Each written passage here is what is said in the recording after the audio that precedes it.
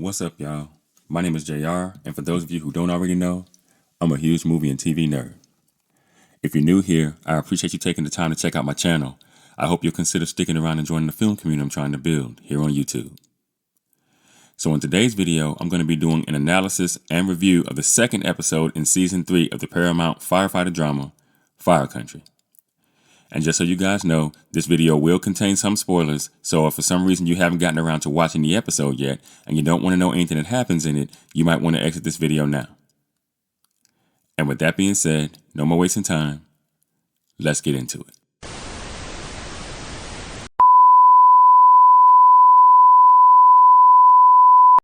So, episode 1 was basically one big set piece, or a combination of a few, depending on how you want to look at it. And it picked up right where the season 2 finale left off, and it did what it needed to do to both put Bodhi on track to joining Cal Fire and reignite the Bodhi and Gabriella tortured romance situation. Finally laying the groundwork for Diego to get out of the picture, right? We also saw that Rick knows that he's probably Genevieve's biological father and that he plans to take that seriously. Though, he's not necessarily looking to separate her and Jake, or at least not yet. And in addition, we saw Manny get involved on site, helping injured bystanders after the helicopter crash and explosion, despite being on his way to jail for aggravated battery and reckless endangerment. Now, episode 3.2, entitled Firing Squad, starts in the immediate aftermath of the helicopter explosion that happened during the tag in episode 1. And Gabriella, Bodhi, and Diego see the explosion in the distance. Gabriella calls out to Eddie and Gil, two firefighters are working with 42 to get a status update, but she gets no response. So, of course, the three of them decide to go to where they saw the explosion take place and help. Meanwhile, Manny is rearrested by the sheriffs and he's finally taken off to jail. Before he leaves, he tells, Sharon to make sure to keep an eye on Gabriella and on everyone. Vince and the rest of 42 continue battling the brush fires in the woods as he sends Eve to rendezvous with 3 Rock to help them cut line and keep the fire, boxed in. And at that moment, Jake returns from the hospital, because if you remember, he took Rick to the hospital via Ambo to find that the brush fires have sparked back up, and he is ordered by Vince to run a line up the right flank. Now, Gabriella, Diego, and Bodhi go back into the woods to assist 42 near the fuel spill, and they indeed come across Eddie, who tells them that Gil was standing next to a fuel tank when the embers hit it before he collapses, right? Diego is kind of forced to take him to an ambulance so he can get him to a hospital because, he's a medic and Bodhi's not. So that leaves Bodhi and Gabriella to continue into the forest to find Gil, because of course it does, right? Now, Gabriella explains that protocol dictates that they wait for hoses before going further in, meaning that they're supposed to wait for Vince and for 42 to arrive with the water, right? But Bodhi decides, like he does, in these situations, that Gil needs their help right now. So, Gabriella, she agrees, but it's really Bodhi kind of making the call. So they continue on. And they ultimately do find Gil injured out in the field. And Gabriella radios Vince, and he instructs her to keep Gil alive until they can get to them. Gabriella then gives life-saving aid to Gil, but in the chaos, she tells Bodhi that she made a mistake. And eventually 42 arrives, they put the brush fires down, medics put Gil on a stretcher and into an ambo, and Vince remarks to Gabriella and Bodhi that they made a hell of a save. Gabriella then says to Bodhi, if anybody finds out what we did out there before 42 got to us, but then Bodhi cuts her off, stating that what happened out there stays out there. Roll title. Now, we fast forward then a week later, and Bodhi, Eve, and Jake are at Bodhi's house, and they're singing and dancing to some old karaoke jam they used to sing and dance to when they were younger, having a good time. Vince then comes in and explains to Bodhi that he has been accepted into phase 2 of the Cal Fire training program, and that Jake will be responsible for his training. Then Vince then goes back into the bedroom, and he and Sharon contemplate what's next for them now that Bodie is out of 3 Rock and he seems to be in a good place. Now, we'll call that the B story, and I'll explain why not the A story in just a sec. Anyway, Vince suggests that he and Sharon go on vacation, but Sharon reminds Vince that they're probably not, good at sitting still, that they need something to keep themselves busy, idle hands and all, right? Meanwhile, the C story is going to be Manny dealing with his legal trouble and the fact that his firefighting career could be over. Now, the C story here involves Manny explaining to Gabriella that his lawyer is going to petition the judge for a fine and no jail time, to Gabriella's relief. But Manny seems upset that Gabriella wasn't in the courtroom with him. Now, Gabriella explains that she didn't want to watch him face prison for the second time in her life, and Manny feels ashamed for having put her through such an ordeal a second time. And he feels bad for the example that he set as he expresses his disappointment at her walking out on Diego and her wedding. And Gabriella becomes enraged at her father's judgment, and she storms off and leaving him at the courthouse to find his own ride home. Now, later in the episode, Manny and his lawyer meet with the DA, and the DA offers Manny 3 years hard time. Now, this confuses Manny because his lawyer had already promised him that he would do no time at all. But the DA explains that Sacramento is watching him on this case because they didn't really appreciate Manny starting a fight that started a fire 10 feet away from the governor. And from there, we see Manny at the firehouse cleaning out his locker.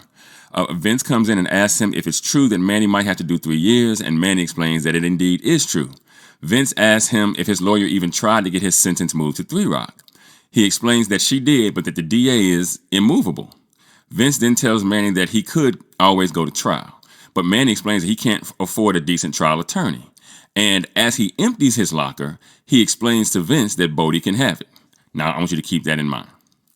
And finally, towards the end of the episode, Vince has a bevy of firefighters show up at the DA's office with Manny, and together they give the DA a heartfelt show of support for him.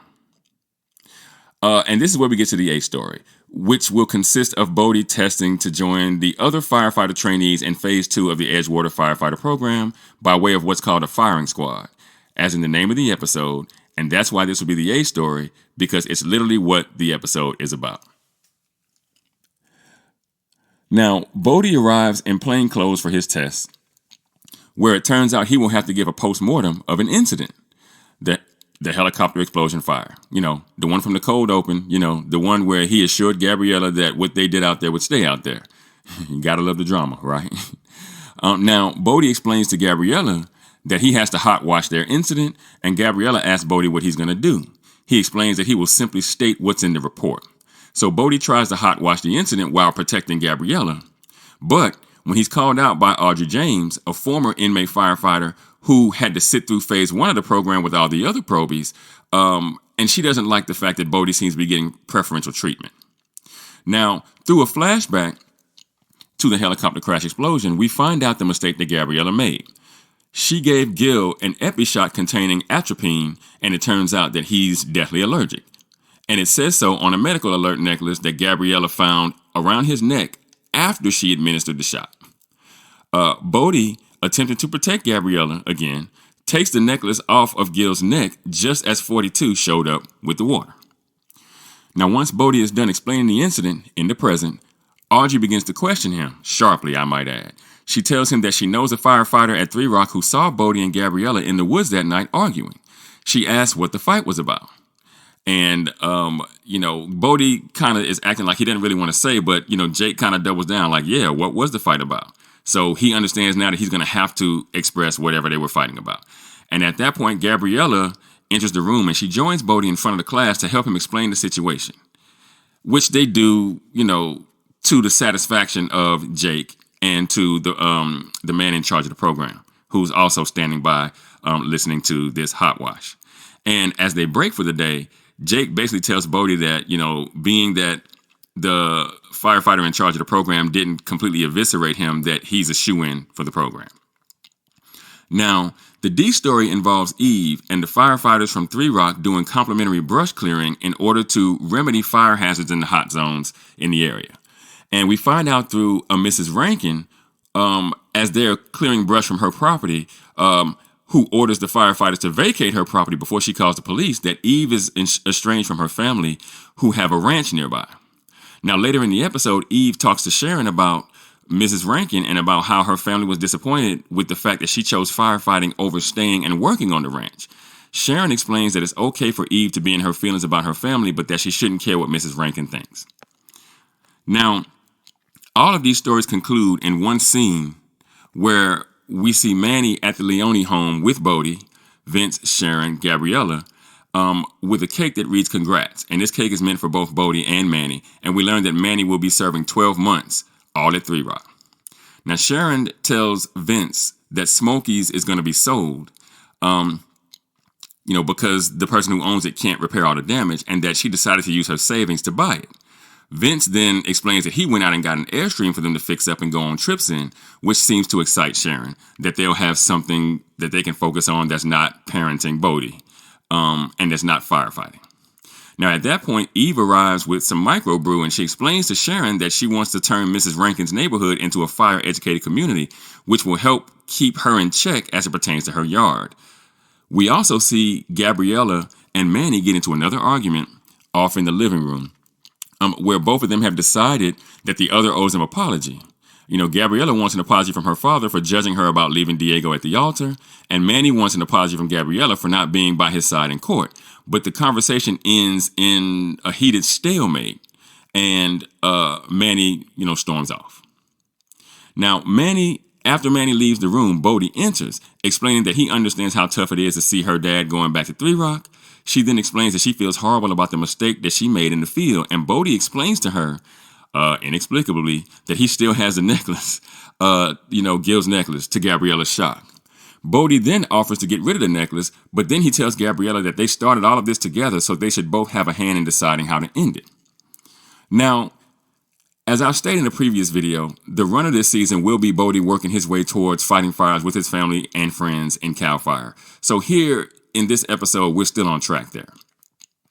And the tag here in this episode, or the stinger, whichever one you want to call it, is Rick showing up at the firehouse as Jake inspects the lockers, complaining that Jake left him on red. He explains that as far as he's concerned, that Jake is Genevieve's dad, but that if it turns out that he's her biological father, that he doesn't need his permission to tell her the truth. He explains that he's on a flight to get back to his other kids, but that when the paternity test comes back, they can tell Genevieve the news together. Now, Jake tries to interject, sharply, I might add, but when he does, Rick kind of swells up as well and goes, look, he explains that, if he won't go with him to tell Genevieve, that he'll simply tell her himself, and then he walks off. But after he does, Jake, while putting a couple of folders in Bodie's wide open locker, Gil's medical alert necklace falls out. Now, I'm glad that we left the helicopter fire fairly quickly because I myself didn't want to see another hour-long episode at that site. So gold star for the writers there. Now, that said, I had a real problem with how Jake found out that Bodie lied, because why in God's name would Bodie keep an incriminating medical alert necklace at the firehouse in his locker of all the places it could be kept, right? It just doesn't make a lick of narrative sense. It's clear that this was done by the writers simply to push the plot forward, and that no real care was taken as it pertains to how likely this set of circumstances would be within the confines of this story. So I gotta get after the writers and give them a little heat where that is concerned. Now, as for the storylines to watch for as the season continues, the writers progress the storyline about Bodie getting into the Edgewater training program. He's in for now, so that's a good thing. They also created an obstacle for Bodie and Gabriella, which I knew they would, because I told you guys in the previous video, I don't think they'll just get together. Again, I think that Bodie and Audrey James are going to be an item of some kind this season. In fact, I believe that's why Levin Rambin was brought in the first place, to be Bodie's love interest this season. Though whether the writers will see fit to have them actually, get together in a relationship is anybody's guess. I mean, this could be as simple as maybe the two of them hook up at some point. I still think that Rick indeed is Genevieve's dad for reasons that I've stated already. And we'll finally see that Manny is going back to Three Rock, which I thought was a smart way to keep the conservation camp relevant within the story now that Bodhi's gone. I mean, even though Eve is there, but I think you really needed one of the heavier hitting characters to be at Three Rock to kind of keep us interested in what's going on in Three Rock. Now, overall, I give this episode a 70%, or a 7.0 if you're thinking IMDb score. I think the writers did a slightly better job of allowing the characters to dictate their own circumstances in this episode until the end with the necklace. That was just kind of ridiculous. And I think that's the way that writers should write, with a hands-off approach so as to give the viewers the impression that they are watching the characters just live out their lives as opposed to reminding them that every decision that the characters make was written on a page by someone with a vested interest in making them do or say what they did. I think this season of Fire Country is still off to a fairly decent start. And again, given that this season will be short as far as network TV show seasons are concerned, I feel a bit better about where we may end up by season's end. But what do you guys think? Did you like the second episode of season 3 of Fire Country? What was your favorite part of the story? Let me know in the comments. And for those of you that might be new to the channel, be sure to like and share this video.